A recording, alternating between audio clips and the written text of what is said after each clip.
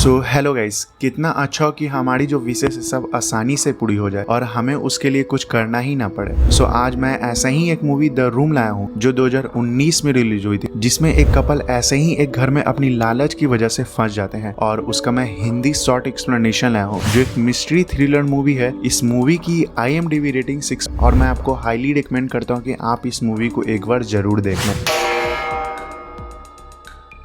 So guys, movie शुरू होते ही हम एक क्यूट से कपल मैट और केट को देखते हैं जो अपने नए घर में रहने आए होते हैं और इस घर को उन्होंने हाल ही में खरीदा होता है जो काफी आलीशान और पुराना होता है। गाइस, यहाँ मैट एक काफी अच्छा आर्टिस्ट होता है जो शहर के भीड़ भाड़ से दूर एक शांत माहौल में इस घर में अपनी पैशन पेंटिंग को फॉलो करने आया होता है, जबकि केट एक काफी अच्छी ट्रांसलेटर होती है जिसके लिए उसे अभी भी कॉल आ रहे होते हैं। इसके बाद ये लोग इस घर को रेनोवेट कर रहे होते हैं, तब उन्हें एक बहुत बड़ा स्टील का डोर मिलता है और इस डोर को बाहर से ब्लॉक किया गया था। इसके बाद हम देखते हैं कि मैट को घर की सफाई करते वक्त एक रूम की मिलती है जो इसी डोर का होता है और इसे खोलने पर एक एम्प्टी रूम मिलता है। तभी एक कपल घर की लाइट को ब्लिंक करते हुए नोटिस करते हैं, जिसे देखने के लिए ये लोग एक इलेक्ट्रीशियन को बुलाते हैं। सो इस घर के बेसमेंट में इलेक्ट्रिक बोर्ड के चारों ओर फैली वायर्स को देखकर वह इलेक्ट्रीशियन कंफ्यूज हो जाता है, जिसके बीच में एक सॉकेट जैसा मशीन होता है। ये सब देखने के बाद ये इलेक्ट्रीशियन को कुछ समझ नहीं आता और यहाँ से जाते समय वह मैट को कहता है कि उसे हैरानी हुई कि तुमने इस घर को खरीद लिया, क्योंकि इसके पहले वाले ऑनर का मर्डर इसी घर में 45 साल पहले हुआ था, जिस वजह से इस घर को कोई खरीद नहीं रहा था। खैर, इसके बाद हम इसी शाम मैट को इस घर के पुराने ऑनर के बारे में इंटरनेट से पता लगाते देखते हैं, जहाँ मैट को उनके किलर जॉन डो के बारे में पता चलता है, जिसकी पहचान अभी तक नहीं हो पाई थी। फिर मैट शराब पीते हुए उसी एम्प्टी रूम में जाकर बैठता है और शराब खत्म होने पे एक और बोतल की विश करता है। तभी इस घर की लाइट ब्लिंक करती है और अचानक ही वहाँ एक शराब की बोतल आ जाती है। इसी मॉर्निंग केट जब जागती है तब मैट को वो उसी रूम में काफी सारी एक्सपेंसिव पेंटिंग, फर्नीचर और क्लॉथ से घिरी हुई देखती है, जिसके बाद मैट उसे भी विश मांगने को कहता है और वह एक अच्छी जॉब की विश मांगती है। इस पर मैट उसे समझाता है कि कोई चीज की विश मांगनी है, ना कि कोई अच्छी जॉब की, जिसके बाद वह काफी सारी पैसों और लग्जरियस चीजों की विश मांगती है। इसके बाद ये कपल अपने अपने जॉब को क्विट करते हैं क्योंकि ये इनकी सारी विशेष और जरूरतों को पूरा कर रही थी और इसीलिए ये महंगे कपड़े, ज्वेलरी, बेहतरीन डिशेस के साथ रोज पार्टी करते हुए इन सब चीजों को एंजॉय करने लगते हैं और पूरी तरह ड्रग्स और वाइन के नशे में डूबे रहते हैं। लेकिन किसी ने सच ही कहा है दोस्तों कि जो चीजें हमें आसानी से मिल जाती है वो हमें रास नहीं आती, और शायद इसीलिए कुछ दिनों के बाद केट इन सब चीजों से बोर होकर डिप्रेशन में चली जाती है और रियलाइज करती अब इन सब चीजों का इनके जीवन में कोई रियल वैल्यू नहीं रही जो इन्हें आसानी से मिल रही थी। जिसके बाद मैट उसे मोटिवेट करने के लिए बोलता है कि हमें अपने फैमिली को बढ़ाने के बारे में सोचना चाहिए। इस पर केट और गुस्सा हो जाती है क्योंकि केट इसके पहले भी 2 बार प्रेग्नेंट हो चुकी थी, लेकिन दोनों ही बार उसका मिसकैरेज हुआ था और उस पेन से वह दोबारा नहीं गुजरना चाहती थी। यह सब सुनने के बाद मैट थोड़ा रिलैक्स होने के लिए बाहर चला जाता है, जिसके बाद केट कुछ सोचते हुए उसी रूम में चली जाती है जहां हम लाइट को ब्लिंक करते हुए देखते हैं। इसके कुछ टाइम बाद मैट जब घर आता है तब केट के पास एक बच्चे को देखकर वो शॉक हो जाता है और उस पर गुस्सा करते हुए कहता है कि तुम्हारा दिमाग तो नहीं खराब हो गया कि एक बच्चे को तुमने उस रूम से विश मांगा। फिर इस बच्चे को ये कपल इस रूम में वापस करने जाते हैं और बच्चा काफी जोर जोर से रोने लगता है, जिसे देखकर ये लोग ऐसा नहीं कर पाते। सो इसके बाद हम देखते हैं कि केट अकेले ही इस बच्चे को पाल रही होती है और शायद इस बच्चे के कारण इनके बीच काफी दूरियां बढ़ने लगी थी। इसके बाद हम मैट को इंटरनेट के एक आर्टिकल से उस किलर जॉन डो के बारे में और जानकारी मिलती है, जहां इस रूम के कहने पे ही उसने इस घर के पुराने ऑनर को मारा होता है, जिसे अभी एक मेंटल असाइलम में रखा गया था। और मैट कुछ पैसे लेकर उससे मिलने के लिए असाइलम आता है, जहां जॉन डो उसे वार्न करता है कि इससे पहले कि ज्यादा देर हो जाए तुम्हें और तुम्हारी वाइफ को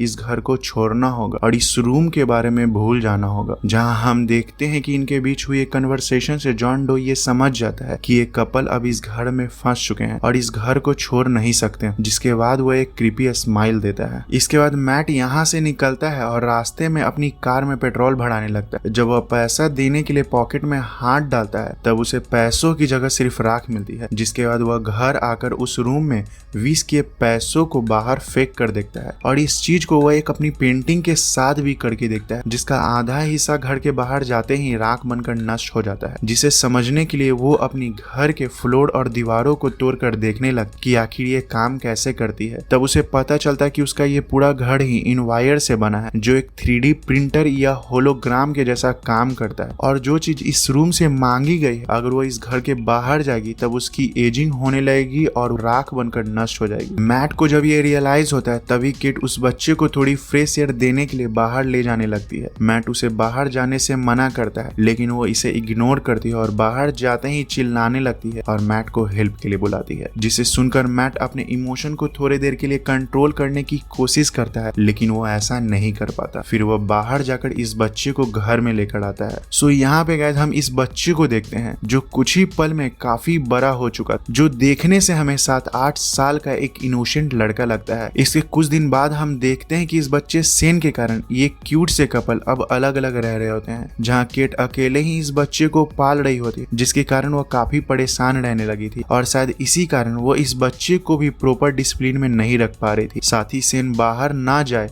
इसके लिए उसने एक स्ट्रिक्ट रूल भी बना रखी थी, जबकि मैट पूरी तरह से उस बच्चे को इग्नोर करता है और एक कमरे में दिन भर पेंटिंग करता रहता है ताकि वह इस घर के बारे में और भी जानकारी पता कर सके, और इस कमरे में उस बच्चे का आना अलाउ नहीं होता। सो इसके बाद ये लोग जब रात को सो रहे होते हैं तब इस बच्चे सेन को इस घर के पावर हाउस और उस रूम के बारे में पता चलता है। जब ये कपल सुबह जागते हैं तो देखते हैं कि सेन ने उस रूम में अपनी इमेजिनेशन से एक अलग ही दुनिया बना रखी है। केट ये सब देखकर बहुत खुश होती है और उसके साथ खेलने लगती है, जबकि मैट ये समझता है कि ये लड़का बहुत ही खतरनाक है, जो एक जिनी जैसा है, जो अपने पावर से बहुत कुछ कर सकता है और ये हमारे लिए खतरनाक। इसीलिए वो इस लड़के को डांटने लगता है, जिस पर केट के साथ उसकी आर्ग्यू हो जाती है। इसी बीच जॉन डो का कॉल आता है जो मैट को बताता है कि अगर तुम चाहते हो कि तुम्हारा बेटा घर के बाहर की दुनिया में जिंदा रह सके तो उसके लिए जिसने उस बच्चे की विश मांगी थी उसे मरना होगा। और यहाँ पे गाइस हमें मूवी में दिखाए अब तक की सबसे इंटरेस्टिंग प्लॉट के बारे में पता चलता है। इस घर के पुराने ऑनर और कोई नहीं बल्कि जॉन डो के पेरेंट होते हैं, जिसे उन्होंने इस रूम में विश किया था। इसीलिए जॉन डो ने उन्हें मारकर बाहर की दुनिया में आज भी आजाद है और शायद इसीलिए उसकी आइडेंटिटी अभी तक अननोन थी। ये सारी बातें किड भी सुन लेती है और कार लेकर निकलती है ताकि वह कार को क्रैश करके खुद को मार सके ताकि उसका बेटा सेन बाहर की दुनिया में आजाद जी सके, लेकिन वह ऐसा नहीं कर पाती है। इधर मैट केट को लेकर बहुत परेशान हो जाता है और गुस्से में उस बच्चे पर चिल्लाने लगता है और कहता है कि तुम्हारे पेरेंट्स हम नहीं है, तुम्हारा उम्र बस 3 महीने का है जब हमने तुम्हें उस रूम से विश मांगा था। इसके बाद केट आती है और हम देखते हैं कि ये कपल फिर से एक बार यूनाइट होते हैं और थोड़े इंटीमेट होते हैं, जिसे होता हुआ सेन छुपकर देखने लगता है।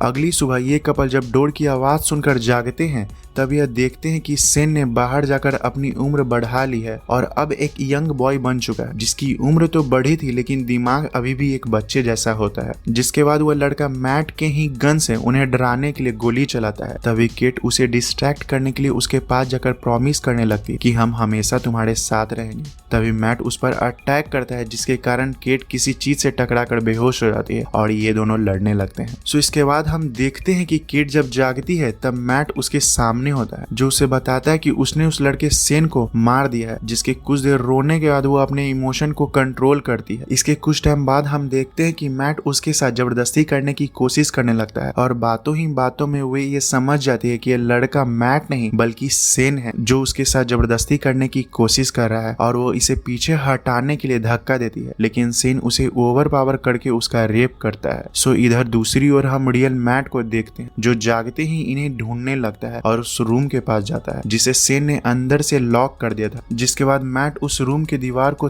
तोड़ता हुआ एक टनल बनाकर इन वायर्स के बीच से होता हुआ बाहर निकलता है, जहां सेन ने बिल्कुल रियल वर्ल्ड जैसी एक दुनिया इस रूम में अपनी इमेजिनेशन से बना रखी थी और उसी लोकेलिटी में इनके घर की एग्जैक्ट कॉपी भी उसने बना रखा था, जिसमें उसने केट को कैद कर रखा। फिर हम देखते हैं कि दोनों मैट एक दूसरे के आमने सामने आते हैं और केट को अपने साथ चलने के लिए कन्विंस करने लगते हैं। तभी केट नकली मैट को पहचान लेती है और उसे सीढ़ियों पर धक्का देती है और ये कपल इस घर से भागने लगते हैं, जहां ये घर एक इल्यूजन क्रिएट करता है, जिसके कारण ये जिस भी कमरे में घुसते हैं वापस वहीं निकलते हैं। जिसके बाद ये कपल अपनी ही कॉपी बनाकर सेन और इस घर दोनों को ट्रिक करते हैं, जिसमें सेन कॉपी किए गए मैट को मार डालते। तभी वे इस कपल को बाहर से भागते देखते हैं, जहां वो जैसे तैसे अपनी जान बचाकर रियल वर्ल्ड के अपने घर में आते हैं और मैट अपने घर के मेन डोर को खोल ही रहा होता है तभी सेन भी वहां आ जाता है, जो गुस्से में मैट को धक्का मारते हुए इस घर के बाहर जाता है। तभी किट मौका पाकर डोर को अंदर से लॉक कर देती है, जिसके बाद सेन की उम्र तेजी से बढ़ने लगती है और वह दर्द के मारे रोने लगता है। हम देखते हैं कि वह कुछ ही पलों में काफी ओल्ड हो जाता है, जिसके बाद वह धूल बनकर नष्ट हो जाता है और वहां सिर्फ राख बचती है। सो इसके बाद सीन यहाँ से शिफ्ट होती है और हम इस कपल को एक दूसरे घर में देखते हैं, जहाँ केट प्रेगनेंसी टेस्ट का रिजल्ट पॉजिटिव देखकर शॉक हो जाती है और लाइट ब्लिंक करने लगती है, क्योंकि ये बच्चा सेन का होता है और मूवी यहीं पे खत्म हो जाती है। सो गाइस, मूवी को देखने के बाद आप ये जरूर सोच रहे होंगे कि आखिर ये घर ऐसा कैसे कर पा रहा था। तो मूवी में तो इसका कोई खास एक्सप्लेनेशन नहीं दिया गया है, लेकिन इसके दो कारण हो सकते हैं। पहला ये कि इस घर के बेसमेंट में कोई डीमन को ट्रैप किया गया होगा, जो इनके विशेष को पूरा करके इन्हें लालच में फांसता है। दूसरा ये कि कोई पुरानी टेक्नोलॉजी थी जो एक 3D प्रिंटर की जैसे काम करती थी और शायद इसी कारण इनका ये पूरा घर इन वायर से बना होता है। वैसे मूवी में इसका कोई खास एक्सप्लेनेशन नहीं दिया गया है और आपकी थ्योरी मुझसे अलग हो सकती है। सो आई होप गाइस आप लोगों को इस मूवी का हिंदी शॉर्ट एक्सप्लेनेशन पसंद आया हो तो आप इस वीडियो को लाइक और कमेंट करके हमें जरूर बताएं। फिर मिलेंगे ऐसे ही एक और वीडियो के साथ, तब तक के लिए बाय बाय गाइस।